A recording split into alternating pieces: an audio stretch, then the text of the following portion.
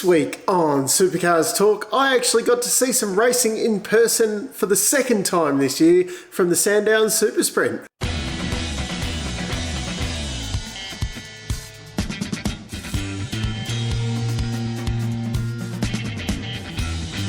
So I am in the normal home studio, which is also the office, lounge room, dining room, kitchen, everything. But I did get to do some filming direct from Sandown. Unfortunately, the stuff that I recorded on Sunday evening after the Sunday races, there was no sound for some reason. I did get to interview some drivers though.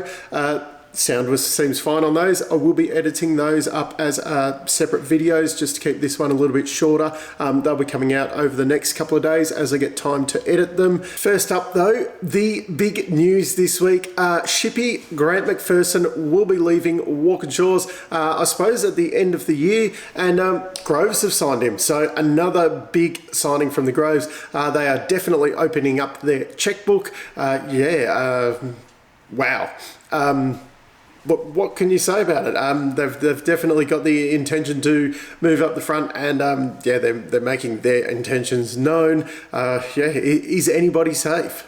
So I did obviously have some technical difficulties over the weekend. I forgot to bring some equipment on Friday, so I couldn't do any filming then. And then of course the sound problem on at the end of the day on Sunday, but we are learning here. I'm doing all this for the first time, so please be patient with me. So here's what I recorded on Saturday and Sunday morning. It's day 2 from the Sandown Super Sprint, and it's a little bit cold and chilly in Melbourne this morning. Already got a bit wet and got the rain jacket on. Didn't get any filming done yesterday because maybe I had a bit of an equipment failure, as in I forgot to bring something along, but I did get to see all the action from the Matt Stone Racing pits. The boys did pretty well, kind of mid-pack. Jado struggled a little bit in the co-driver session, but that was probably more due to his fast lap. He did get blocked on that lap, so he was on for kind of a mid-pack running at the end of the session, but everyone's got their excuses.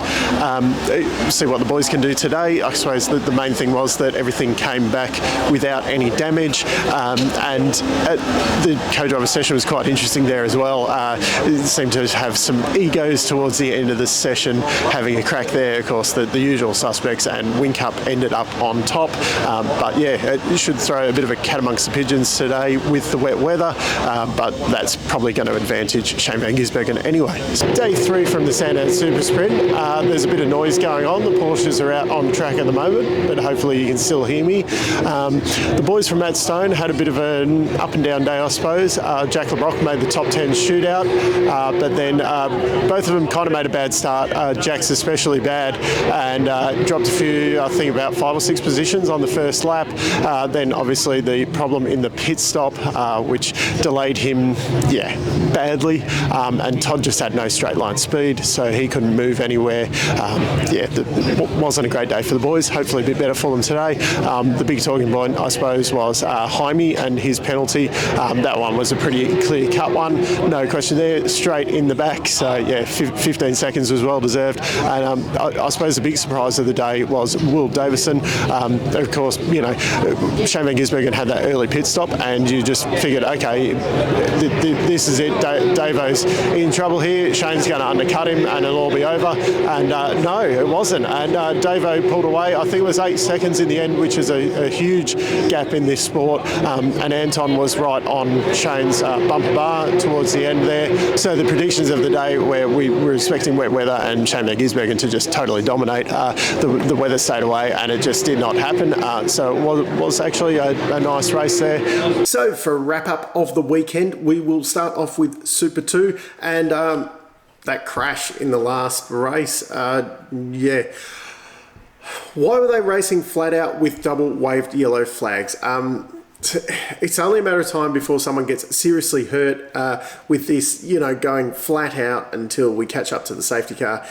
Double waved yellows, there's cars spearing off everywhere, people trying to overtake people, and trying to take advantage of Charter spinning in front of the field.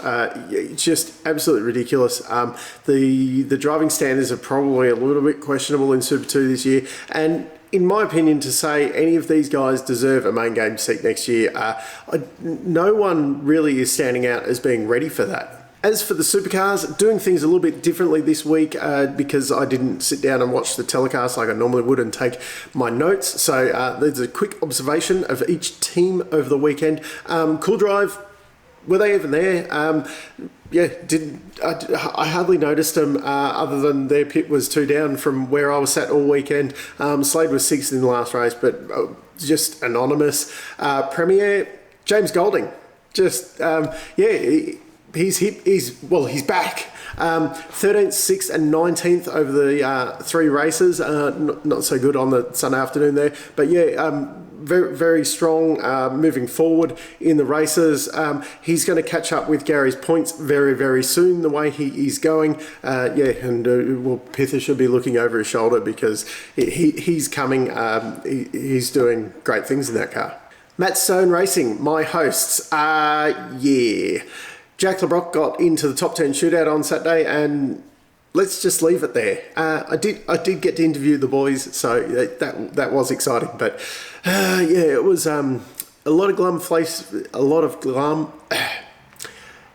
Speak, Dave. A lot of glum faces over the weekend there. Grove Racing, Dave Reynolds back up kind of in that battle at the front. He was there or thereabouts. Holdsworth could have stayed home.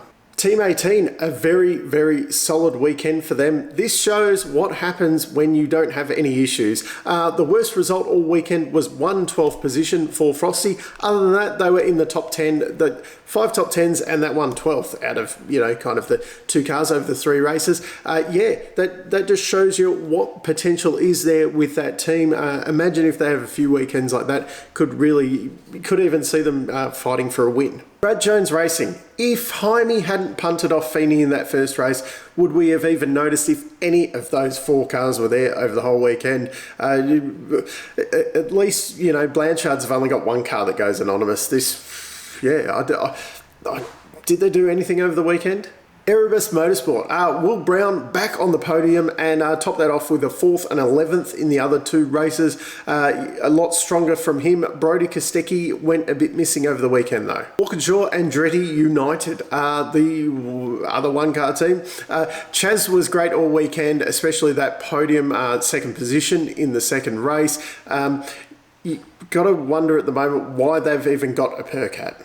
Tickford, the results over the whole team, if we excuse Jake Kostecki, they were okay. But 5th position from Cam Waters, that was the best from the team all weekend. These guys should be fighting for podiums and wins, not, 5th position and there or thereabouts for the other guys. Dick Johnson Racing, Anton.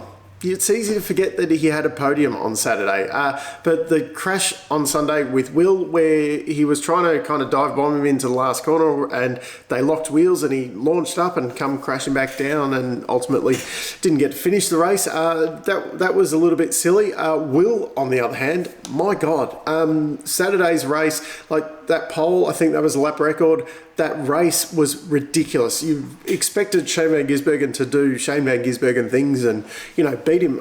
8 seconds was a win, I think it was. That was just crazy.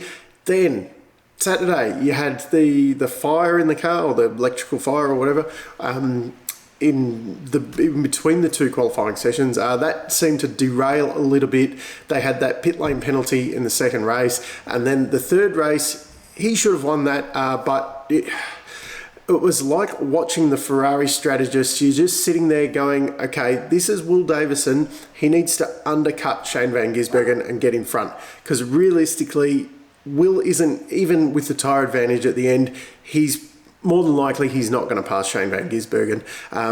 You needed to do the undercut strategy and they just didn't. They did the wrong strategy and they probably could have had 2 out of 3 and, chalk that middle one up to a bit of bad luck. Triple Eight, well, Shane got trumped by Dovell on Saturday, but then, bounced back on Sunday and, 2 out of 2. Feeney, once again, he's just really stayed out of trouble all year. I was expecting him to, tear up a fair bit of equipment, but yeah, just he's been very consistently staying out of trouble. Rewarded with that podium on Sunday afternoon. He's doing pretty well. It's not super impressive, but he's just there picking up points and experience. So I'm not even going to talk about the point score because Shane Van Gisbergen is that far in front. It is ridiculous. The fight for second, a little bit interesting, but yeah, the championship's essentially over. I've got a winner of the weekend, which is Team 18. Congratulations on having a smooth weekend. And yeah, if you keep that up, solid results. And very impressive. Failure of the weekend. My hosts, Matt Stone Racing, you invite me into the garage and then give me a weekend like that to report on. Let's bounce back in Pukekohe, boys. So that's my Sandown review, a little bit of a different one, this one. Once again, thank you to Matt Stone Racing, even though it was a bad weekend results-wise. I really, really thoroughly enjoyed it. I have got some interviews with a few of the drivers coming up over the next couple of days. As I said, they'll be released individually as I get time to edit them, so keep an eye out for that.